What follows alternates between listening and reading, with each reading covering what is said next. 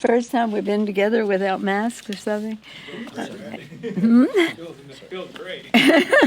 That's who you are sitting out there. Thank you all for being here this afternoon. It's been a busy time. We're so proud of our president as he represents our country and our values in these days over there with NATO, EU, the G7, NATO, EU, and now vis-a-vis Putin. I'm just very proud of him, and so we're all sort of in the aftermath of his visit. But our work here has continued, as does his, for our country, even when he's away. Let me just quote a couple of headlines. UN warns that runaway inequality is destabilizing to the world's democracies. Beyond pandemic upheaval, a racial wealth divide endures. Powell, that would be the chairman of the Fed, Powell defends Federal Reserve's attention to inequality. Post-pandemic economy will boom, but not for all. That is really what brings us together. For us to come together to build an economy where the prosperity is shared by all Americans. In December 30th, I put out a statement announcing that our rules package would contain provisions for a select committee, and that is what we did. However, I am now announcing the members of that select committee because, as you know, we had unforeseen events following December 7th that have, December 30th that have taken up our time. The Select Committee is called the Select Committee on Economic Disparity and Fairness and Growth. It is predicated on something said by Franklin Roosevelt when he established something called the Temporary National Committee, the Temporary National Economic Committee. And this is what he said at the time. The liberty of a democracy is not safe if the people tolerate the growth of the private power to a point where it becomes stronger than their democracy, the democratic state itself. The liberty of a democracy is not safe if the business system does not provide employment and produce and distribute goods in a way as to sustain acceptable standard of living. He went on to say in a message to Congress, he made this announcement in an address to Congress. He said, "We believe in a way of living in which political democracy and free private enterprise for profit should serve and protect each other to ensure a maximum of human liberty, not for the few, but for all." So in that spirit, we have established this select committee. I'm very proud of those who have accepted the invitation to join the committee, and I will be acknowledging them in a moment. It's very clear the widening chasm between CEO compensation and worker pay has gone from unfair to immoral. The stagnation of worker pay, an historic picture of injustice. Maybe about 40 years ago, if you saw our economy, you would see if productivity rose, worker pay rose, CEO pay rose. Within the past 40, more like 35 years, it started to be productivity rises, wages stagnate, CEO pay increases. I call it a right angle going in the wrong direction, to the point where some CEOs make in a few weeks what their entry-level employees make in a lifetime. So the question is, let us define the challenge and hear from those most affected by it, most in need, most concerned about the diminishing of the luster of the American dream, because that has a very demoralizing effect on our country. Everybody has to think that they and their families will have a better future than their parents. And when that is dulled, again, not good for a country. I have more to say on this, but I want you to hear from our distinguished chair, who has agreed to take on this responsibility. I'll use his words to describe him, and that is that Jim Himes, he's a member of the Financial Services Committee. I'm sure you probably know that. But he wants to bring extensive professional experience from the private sector, where he was before, and in affordable housing, which is very important into reducing the actual racial divide in equity in our country. I am pleased that he has, for a time now, one of the motivations for putting this together was that people were coming with suggestions, whether it was about housing, whether it was about a sovereign fund in order to use the profits to help the neediest in our country, a 50-year bond with low interest rate. Everybody had different suggestions how housing could impact fairness and equity. And I would always just refer to Mr. Himes and say, could you take these meetings? Can you see how they could be incorporated into our regular order with our committees? But it just became so much that we decided to have a select committee on that. This select committee will work with the committees of jurisdiction, the standing committees of jurisdiction. I couldn't be prouder than by the team that we have assembled here. Let us start with our distinguished chairman, Jim Himes, of this great state of Connecticut. Jim. Well, thank you, Speaker Pelosi. Thank you for shining a light on this really critical, if not the critical, certainly one of the critical problems facing our country today. And thank you for the confidence that you've placed in me to chair this important committee. And I'm just grateful for the members of this committee who are going to bring perspectives from literally every corner of America in different generations and different ways of thinking about things. I'm just delighted that we've got this diversity and these hardworking and committed members. This is very personal for me. I've represented Connecticut's 4th Congressional District now for coming on 13 years. And I can and do every single day, as much as I love my district, deal with the shock of one moment standing amongst great wealth, rolling lawns, big houses, automobiles, sailboats. 10 minutes later, I can be in an apartment of a single working mom who does not know where the money will come from to feed her children that evening. And that's not okay by anybody's standards or by anybody's political party. It's fundamentally un-American that that level of unfairness exists. Professionally, I've seen this as well. Yes, I worked in high finance, but I also spent a year amongst the poor of the South Bronx trying to understand how we could better serve them in the realm of financial services. It's not just me. Every single member of Congress experiences this in slightly different ways, in slightly different contexts. But this is an American problem. It need not be a partisan problem, but it is a problem that we must solve. It is a danger to our economy because if enough people feel like they don't have a stake in that economy, that they don't have access to the American dream, eventually they will lose faith in the idea that they could benefit from the American dream. It is a threat to our political system because if enough Americans come to believe that the government that protects their economy doesn't deliver the basic needs that they need, that doesn't deliver basic justice and fairness, they will lose faith in that political system. And it offends our moral sensibilities.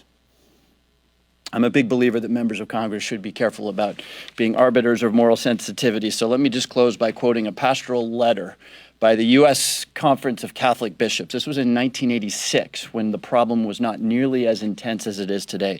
And the bishops wrote in 1986, more than 33 million Americans, about 1 in every 7 people in our nation, are poor by the government's official definition.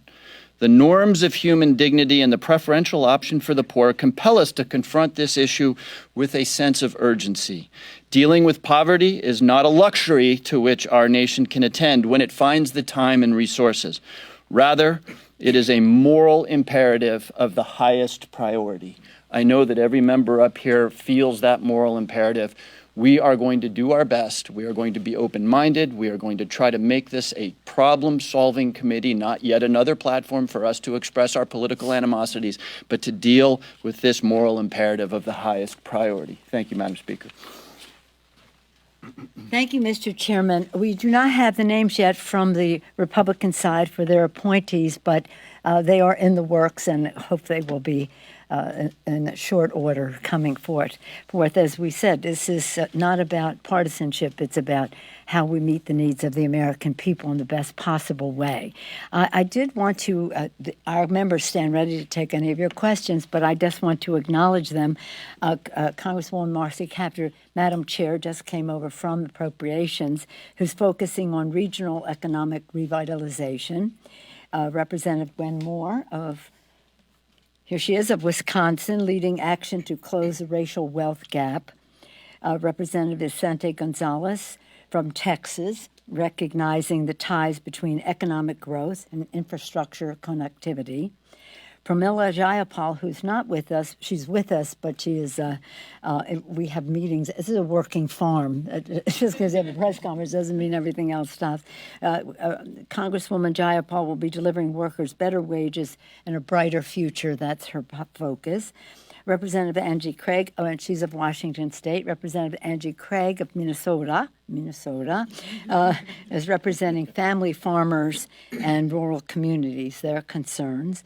Representative Alexandria Ocasio-Cortez addressing generational disparities and, again, increasing worker power in the economy. And Representative Sarah Jacobs of California focusing on the future of work with both a family and a global perspective. I thank them for their participation, and I'm sure they'll be pleased to take any questions that you may have. Yes, sir.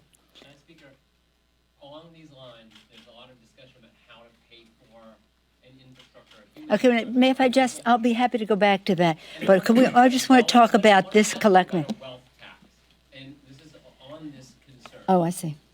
Would you like to see the Congress consider and pass a tax on wealth, on unrealized asset gains that the super wealthy, the Jeffries of... Let me repeat what I said at the beginning. The purpose of the Select Committee is to measure the problem and consider the solutions, and that perhaps would be one of the initiatives that would be under consideration. I thought you were going to the infrastructure, which I'm happy to go to after we finish this. Thank you. Yes, sir. Madam Speaker, the Federal Reserve raised its expectations for inflation for the rest of the year. I was wondering how concerned you are about this rising cost of inflation and how maybe the committee or how you might address it for lower-income Americans. The issue of inflation is one that I started out in Congress on the then called the Banking, Housing and Urban Affairs Commission, now called Financial Services. And one of the very first meetings we had with the then chairman of the Fed, and I was very, very junior, practically like this with the guest, right in that first row, of which there were like four. You know, Marcy, you were senior to me, but we've been there. You know what I'm saying. And the chairman of the Fed said, when we were discussing inflation, because he was reporting on inflation and unemployment, Humphrey Hawkins, he said, when asked about inflation, he said, unemployment is dangerously low. Unemployment is, remember that, Marcy? Yeah. Oh, my God. Unemployment is dangerously low. The issue of inflation has been addressed by the chairman of the Fed and the Secretary of the Treasury, who have said, should there be something of concern, we have the tools to deal with it. But it should not stand in the way of the increase of in employment in our country. Any of our colleagues want to speak to inflation, Mr. Chairman? I'm not going to front run the conclusions of the committee, but here's how it relates to the committee. If you have $1,000 in the bank, which most Americans don't, but that's not a wealthy person. If you have $1,000 in the bank, inflation attacks that $1,000. It makes it less valuable. If you have a lot more in stocks and commodities and swaps, those grow with inflation. So it's yet another example about how inflation will, if it does come, and it's a debate right now, yet again create a structural problem for those who are trying to climb the ladder. And my colleagues, you're invited to chime in on any of these if you wish. Can Morris? Oh, I'm sorry. Thank you. I don't know what the thrust of your question is, but what we have been told by folk like Janet Yellen, for example, and economists on both sides of the aisle, is that worrying about inflation should be secondary to what we have just done. As things like the American Rescue Plan, where we spent money to bail people out of the circumstances they were in due to no fault of their own. So while inflation is a problem, again, as the speaker said, the Fed has tools to do that. Right now we have very, very low interest rates. And they have tools to be able to do that. But I think that our focus on inflation in the midst of this crisis is inappropriate. And again, conservatives, Republicans, Democrats have agreed to that. Marcy, thank you. Gwen. I view my job on this committee, and I want to thank the speaker very much for her attention to the serious situation facing millions of people in our country and the lack of real wealth creation for some regions being very, very serious as our chief mission. In terms of inflation, I think you have to go back and look. If you look back in the 1980s, we went into deep, deep recession because of rising oil prices, over $4 a gallon for a price of gas. So there was high inflation, but why did that happen?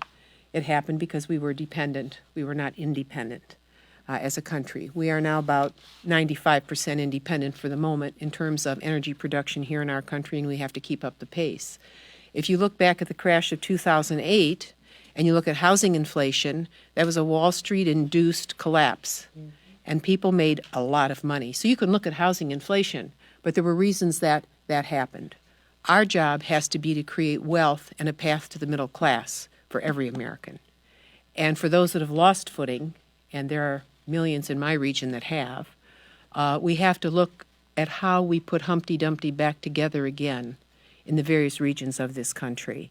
I think that we're just coming out of this pandemic, and I think some of the inflation we see right now, if you look at gas prices, for example, I think we see an oil and gas industry that is worried about competition.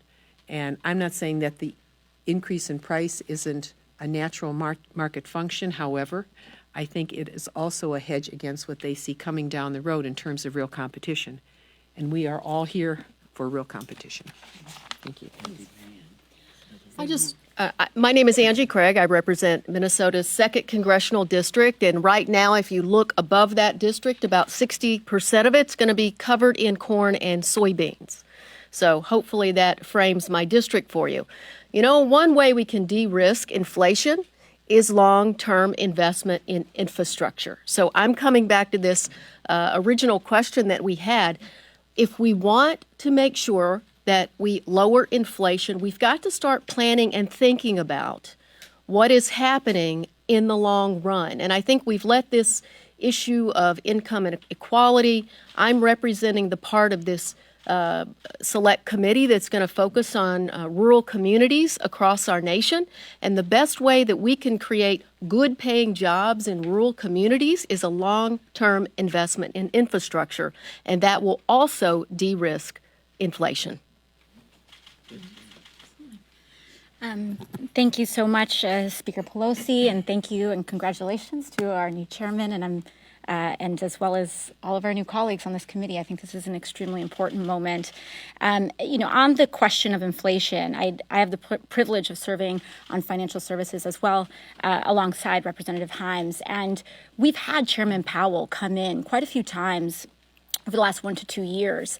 And one of the things that is slowly emerging around questions of inflation, employment, et cetera, is that the traditional relationships that the Fed has and trends that the Fed has relied on regarding questions of full employment and inflation have been directly challenged by the macroeconomic developments and trends that we've seen in the last 2 to 3 years, to the point that Chairman Powell himself has has kind of talked about these relationships now being at a faint heartbeat when we thought they were almost macroeconomic law in a way.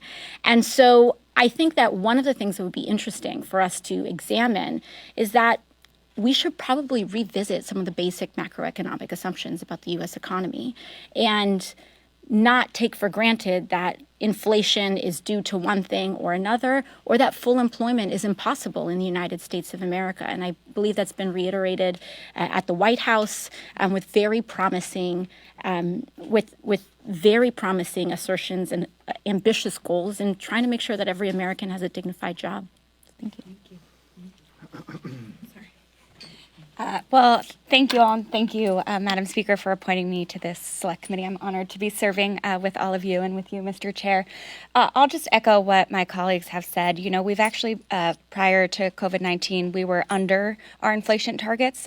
You know, the Fed sets an inflation target of 2 to 3%. We were not reaching that for many, many years.